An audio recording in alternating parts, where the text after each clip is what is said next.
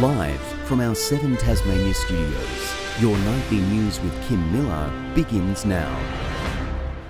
Good evening everyone. First tonight, there were winners but plenty of losers after the latest round of travel vouchers vanished in just an hour.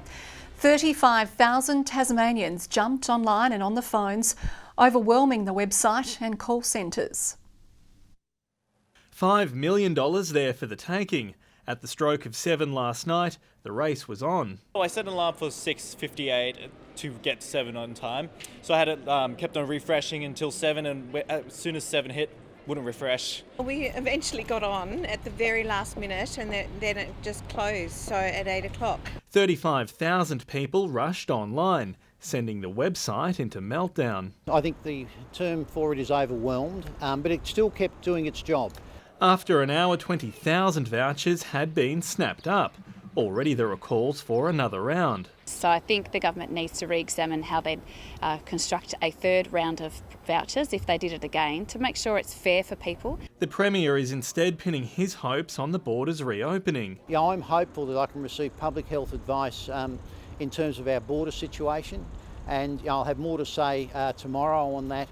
The local lifeline is keeping the gates open at one Tassie landmark. We've had an increased response to the ghost tours, we've reopened our restaurant, and it's been extraordinary to see the numbers that have been visiting us over the school holidays. But what business looks like after the school holidays is still anyone's guess.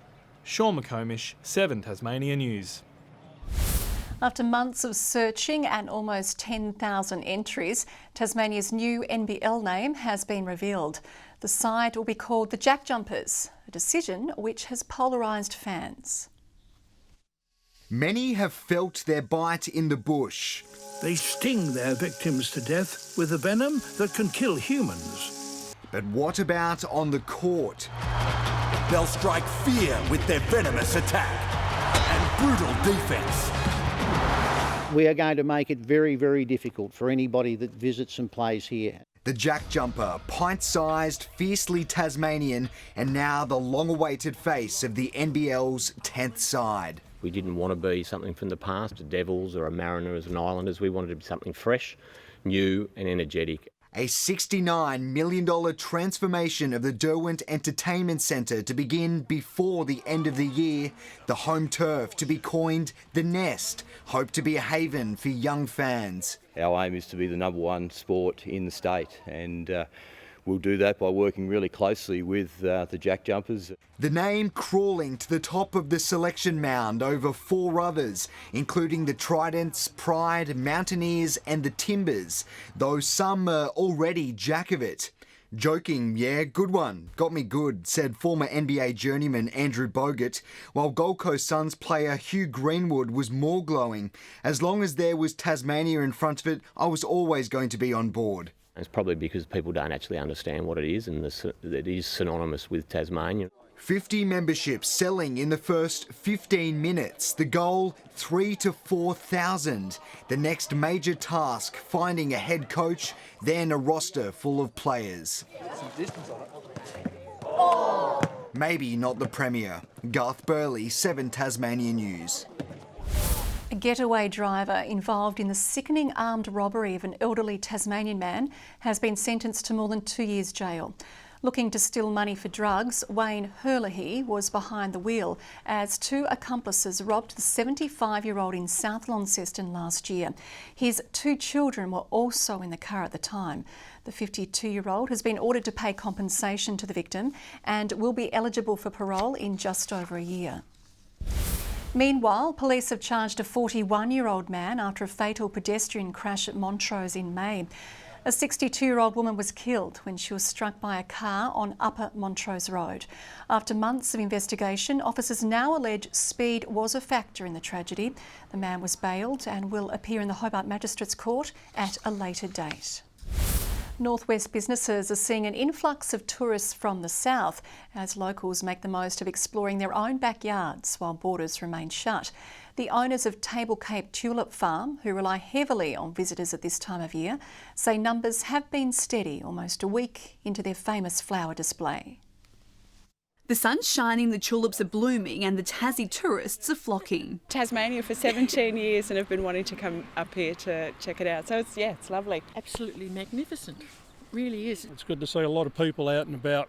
We know they're all Tasmanian, so supporting Tasmania, which is great. Definitely one of the most colourful things I've seen, like 100%. 6 days into the famous spring spectacle at Table Cape, around 1,500 people have come to marvel and snap away at the colourful flowers. It's been really nice to see, especially so many people from Hobart. Goodness me, they've never come in such numbers before, so it's lovely to see that they've made the effort to come to the northwest. The tulip farm usually has hundreds of interstate and international tourists visit, but with borders closed, the business has had to rely solely on locals. Definitely down, but not by very much at all. But we expect that once the holidays finish, then that'll be quieter for those last couple of weeks. Strong winds and heavy rain are predicted this weekend, but the owners say while this may affect crowd numbers, the tulips will be able to withstand the wild weather. It's kind of fun to be out here when there's a bit of risk, a few showers coming through and dashing up to the hedge, and people have a good day no matter what the weather is. Meanwhile, a Wynyard motel owner says bookings over recent weeks have increased as locals take advantage of the travel vouchers. Our own business is only down 20% for September, which is a remarkable result in this COVID world. With many road tripping to the northwest coast. Southern side of the state finally discovering that there is something beyond the water of Bass Strait. Letitia Wallace, 7 Tasmanian News. The dog days are over for Tasmanian animals. The first CT scanner dedicated to pets has been installed in a Hobart clinic, an addition which vets say will go on to save lives. It's identical to the machines used on humans, but this CT scanner is the first of its kind in the state. Well, we're thrilled to be offering pet owners in Tasmania access to advanced imaging, which we haven't had in Tasmania before. Several veterinary hospitals pitching in for the $250,000 machine based in Hobart, said to be used by pets right around Tasmania on their roughest of days. A big step up from what we've used in the past, so we've relied on radiology or x-rays, certainly relied on a lot of ultrasound, but this just provides a more precise image. Maybe looking for a cancer diagnosis, we may be looking for the reason that an animal can't walk, we may be looking for the reason they may have had a neurological collapse. While it may be referred to as a CAT scan, they won't be the only ones making the most of the machine. Your really large dogs, your really small dogs, cats, we've also worked really hard to make sure we can get very good images of rabbit skulls because we see a lot of rabbits and they do need dental work. But with many of our furry friends scared of the vet, it can sometimes be difficult keeping them calm. We need them to be relaxed. We need them to be very still too. So we will be giving them a little sedation or in most situations actually a gentle anaesthetic. Helping to give pets like Wiggle their groove back. Meg Sides, 7 Tasmania News. A virtual farmers market is encouraging Tasmanians to cut out the middleman and get their goods directly from the source. The Tasmanian Produce Collective has been operating in the Tamar Valley since July, but has now officially expanded into Launceston. The real benefit is the relationship that is between the producer and the farmer and the consumer. The customers are given the opportunity to be able to talk to the farmer. They're able to ask questions about how the food is grown, where it's grown. Customers can order their products online and collect them from a designated pickup hub. More than 1,000 young dancers are preparing to return to the stage after a year of cancelled shows. Brushing up on their moves, these eager performers have missed out on their usual Eisteddfods and dance competitions due to COVID, but they've finally found a venue, with the Theatre Royal hosting the new Hobart City Dance Challenge.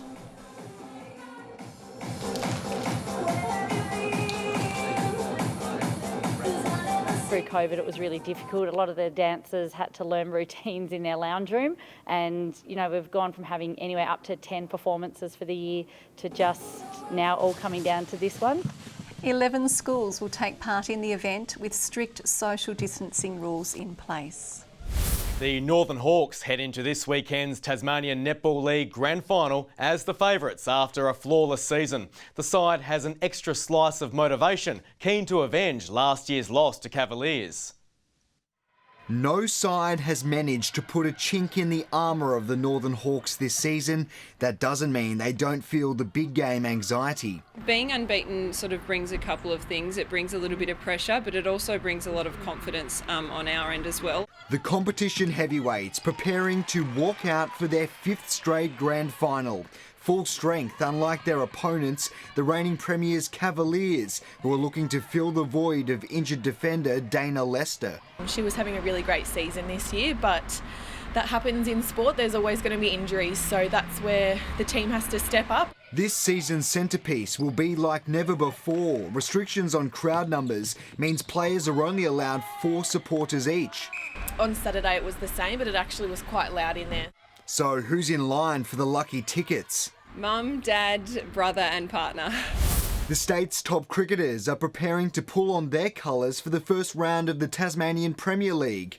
It's good to be back out playing. It's just around the corner. We've done a lot of work, so yeah, ready to get stuck in. We're all just itching to get out and on the pitch and put that sort of practice into performance. With no second 11 competition this season and an influx of Victorian grade cricketers, it's shaping up as one of the strongest in years. We've got professional cricketers that actually go back and play alongside amateurs. That's something that AFL football can't do. Despite a late charge in the final climb, cyclist Richie Port was unable to fend off his competitors in Belgium. Mark Hershey won the race, while Port finished 8th. Fellow Tasmanian Cameron Worth narrowly missed out on the top 100, but will have another chance for redemption at the upcoming Esports World Championships. Garth Burley, 7 Tasmanian News. It's do or die for Clarence, meanwhile, in the TSL, which needs a win to cement a spot in the finals. The Roos will take on the Demons, who also have a mathematical chance of scraping into the top 4 after a huge win last weekend. Clarence's coach knows the match is far from a walkover.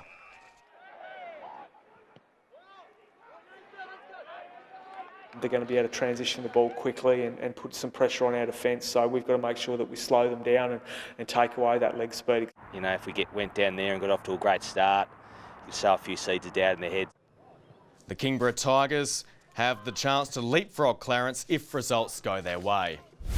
Good evening. Friendly beaches our high today with 19 degrees. Hobart 18, Launceston 17, Burnie and Devonport 16. Most temperatures near or just below average, considering we are now in October and long-term average temperatures are now about 3 degrees warmer than yesterday. St Helens 18, Bushy Park 17, Strawn, Smithton and the Islands 15, Lyawini a top of 8. Patchy cloud today over a good portion of the state, while high cloud started to cross this afternoon. Convective cloud and thunderstorms gathered over the far north and along the east coast of the nation, while a frontal band passes south of the Bight, heading our way. Tomorrow, the weakening front lies near our south coast. Another cold front is further west. A trough remains over the mainland. Northwesterly winds on the blow tomorrow, up to 20 to 30 knots, reaching 40 knots over the south and lower west before decreasing, or if you're an American, decreasing later in the day. Swells in the west to 5 metres. We have a severe weather warning for potentially damaging winds for the south, central and east of the state. A gale warning from Tasman Island to Sandy Cape and for the southwest lakes. A strong wind warning for all remaining coastal waters and inland waters. So here it is for tomorrow, 21 for Hobart, windy but sunny. Possible shower for Huonville, 20 the top and 21 for Campania. Launceston, a high of 20 degrees, partly cloudy, the wind blowing. A late shower maybe for Devonport, 17 the top and 18 for Georgetown. Burnie expecting a high of 18, a possible late shower. Winds easing from Strawn but showers about and 17 degrees and 18 for Wynyard. And for St Helens tomorrow, windy but sunny and 19 up to 22 for Swansea. Mostly sunny for Port Arthur, the wind blowing there as well, 20 degrees. You won't need a crystal ball to predict a wet weekend, but less rain over the northeast on Saturday. Light winds on Sunday with more rain everywhere, and on Monday a few showers again, mostly clearing the north and east during the day. Showers in Perth, sunny and 30 in Adelaide, Melbourne bathed in sunshine as well. A sunny day for Canberra and Sydney, and warmer weather in Brisbane. Cloudy currently over Hobart, 13 degrees, 12 degrees right now in Launceston and Devonport. Good news, Kim, you were able to register for the travel voucher, but of course that's not the only register your name's on. Yes, it is. Thanks very much, Merv. That's your news for now. I'll be back later with updates. Thanks for joining us tonight. Good night.